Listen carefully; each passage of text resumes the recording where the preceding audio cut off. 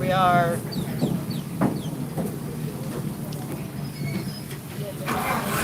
We're in the Everglades on an airboat. Our captain is back like that. Crazy excited.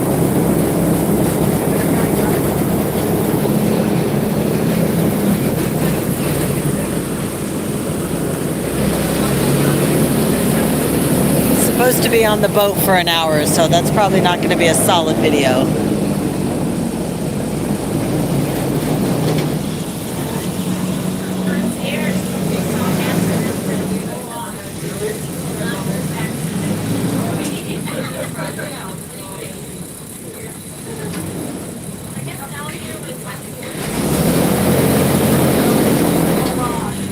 When I told my mom we were going on an airboat, she said, keep your hands out of the water. So now I feel compelled to put my hands in the water.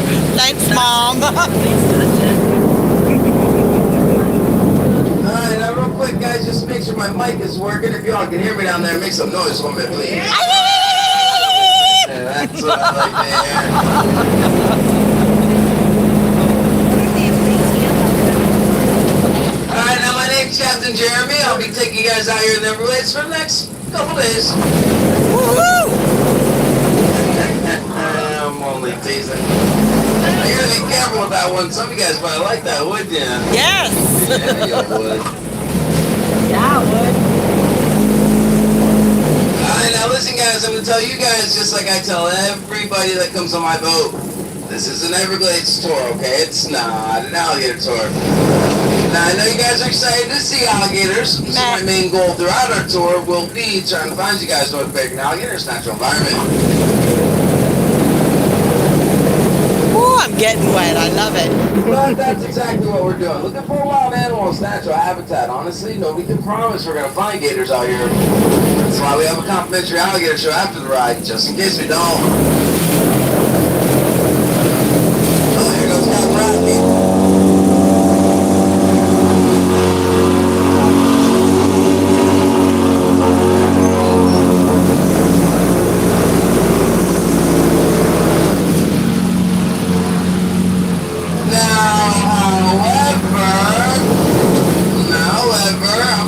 Anybody. I am a third-generation Floridian. I've spent most of my life out here in the Everglades. If there is only one alligator out there, I will find it for you.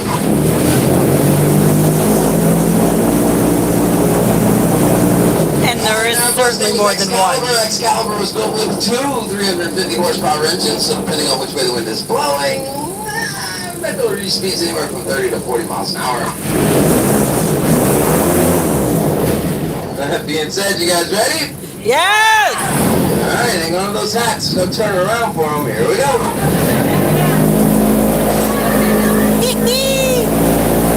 Are we just going to do it in circles?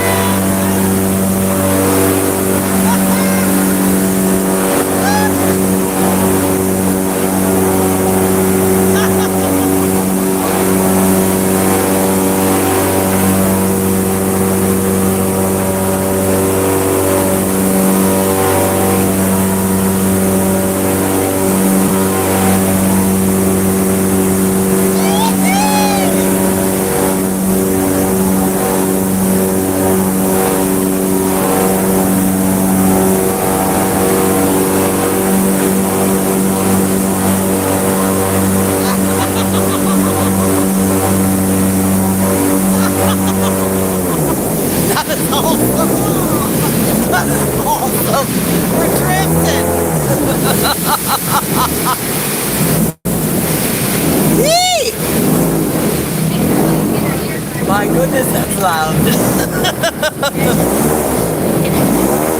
This wasn't here. All right, ladies and gentlemen, welcome to the Florida Everglades. Awesome.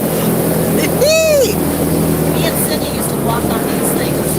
Are you crazy? It has to be so thick Actually, in a hold on, I canal should have near come our over here on house. this side They first. Hold helped on. us out. They would come home from school and they'd make fun of cat home. And we would Alright, now first off, the Everglades is the largest wilderness area on the eastern part of North America.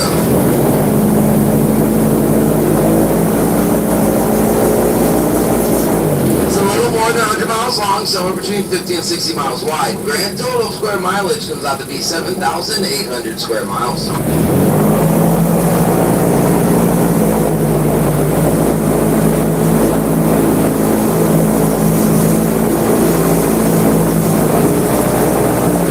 Before the Everglades was given its name, the Everglades, the Seminole Miccosukee Indians called it Paiaoki. Paiaoki means the endless river of grass. Now, you didn't hear me correctly, I said the endless river of grass. Florida Everglades is not a swamp like most people think. It is, in fact, a river. In fact, it's the shallowest river in all of North America with an average depth of about 4 to 5 feet deep. It's also the slowest moving river in the entire world. That's right, one of the world's largest lazy river. This lazy river flows at about 1 meter per hour. Now, that's only during the raining season, during wet season, during dry season. You guessed it, this river does not flow at all. Hence the confusion between swamp or river. Interesting. Oh no, all the vultures flew away. These two islands right here, we actually call them the Vulture Islands. I'm not gonna come where these captains are right here. I got a secret trail over here we're gonna take. So I figured I'd come over here real quick, show you guys the vultures. They happen to be one of my favorite birds out here in the Everglades. So I do like to talk a little bit about them. Now, don't get me wrong, I'm pretty sure we're all familiar with vultures. We all know they're scavenger birds. What I bet you didn't know is that's actually the reason why they do not have feathers on their heads. You see, while the vulture is digging its head around inside those carcasses, the stomach acids and the bacteria build up in those carcasses. They actually melt away those feathers on its head, and indeed it does prevent them from growing back. Yeah, my bad, I'm not really allowed to go into that cut right there, so just have to look at them from a distance.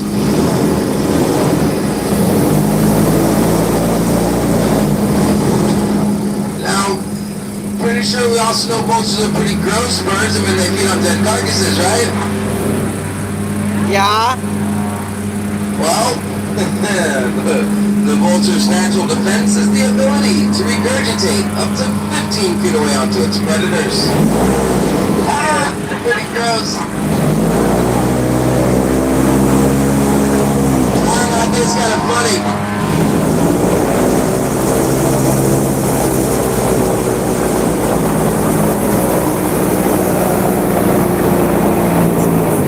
tree over there. Could you imagine someone trying to pick a fight with you? Just throw up on them? I could have brought my son when he was a kid. He would have done it. Now, another thing vultures do. You do. I'm sorry, I said do. But yes, the vulture does in fact defecate on itself in order to stay cooler. Again, disgusting. Alright, so you're probably thinking to yourself, how can such a vile creature be one of my favorites? Well, the vulture's a very underappreciated bird. You see, this ecosystem here in the Everglades happens to be one of the most fragile ecosystems in the world. Every ecosystem does need its garbage man, and the vulture does a phenomenal job at that. It plays a very vital role for the survival of this ecosystem.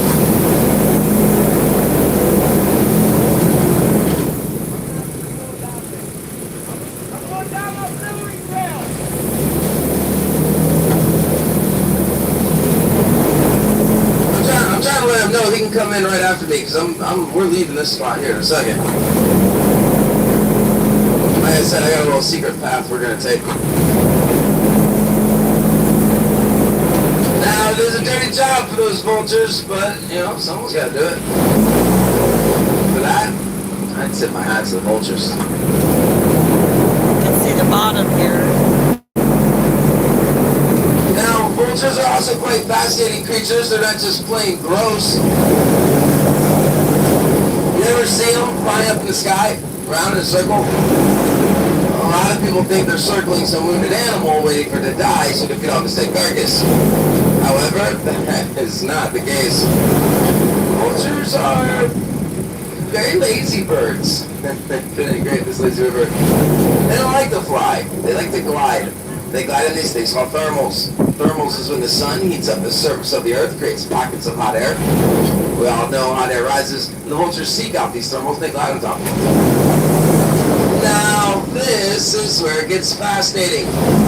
They've recorded vultures gliding as high as 37,000 feet in the air. That's insane. Commercial airliners fly that high.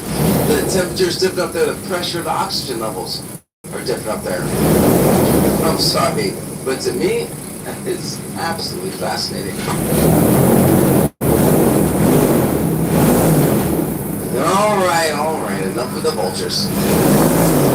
Like I said, I got a little secret trail. I mean, it's not that much of a secret. It's just, I'm pretty much the only captain that takes it.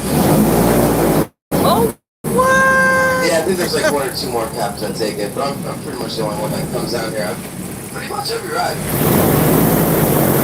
Yeah, there's a lot of grass in this trail, so if you don't want to get touched by the grass, go ahead and get out now. Alright, I didn't hear any splashes. All the little Come on. fish.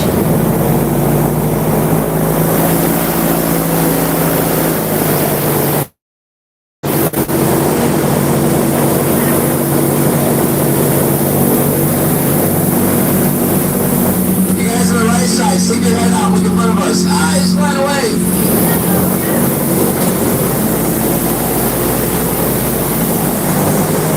Now, don't worry. There shouldn't be anything in here too dangerous. Lots of little fish. On the left side, look at her.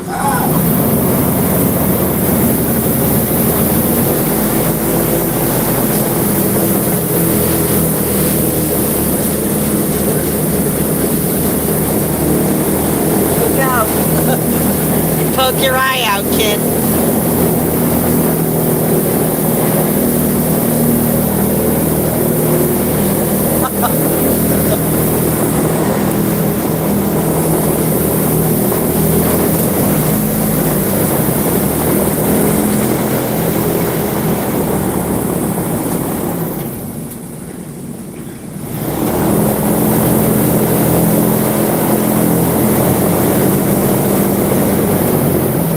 Turtle. Scurrying too. You saw that water moving on to the left, right? Yeah. Look, there it goes again to the left up there. You see it in the grass, right? No. I've been watching him, whatever it is. I've been chasing him down this trail. He's been taking off. I have a feeling it's probably like a grass carp or something. Which is a fish.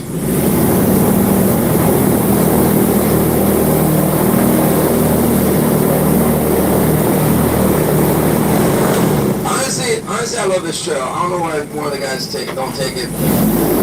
It makes me feel like I'm like on my own personal airboat going down the trail. Yeah. It's the kind of stuff I go through.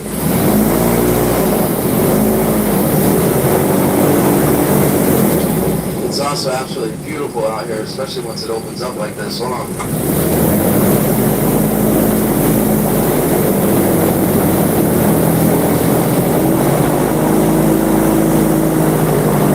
Something just swam underneath us. This trail's been closed down, man, since COVID hit. I love that. I kept telling my boss, come on, man, when you open that trail, we got plenty of water out there. He tells me about a week or two ago, hey, man, start using that auxiliary trail. I'm like, dude, I've been asking you that for months, bro. All right, that's your preview. Watch for a professionally edited one next week. I usually like to do a little spin around right here, give everybody a chance to get a nice little look at the view. we'll talk a little bit about the grass. As you can tell, there's a ton of it out here. Now, the majority of the grass you're looking at is called cattail grass. The specific cattail grass is known as southern cattail grass. Southern cattail grass is native to North America, but it is not directly native here to the Everglades. Right here on the bottom. It was put out here in the late 70s by the South Florida Water Management District for taxes and filtration of waste oil polluted water. Yes, we do have native cattail grass out here. It's known as the common cattail grass.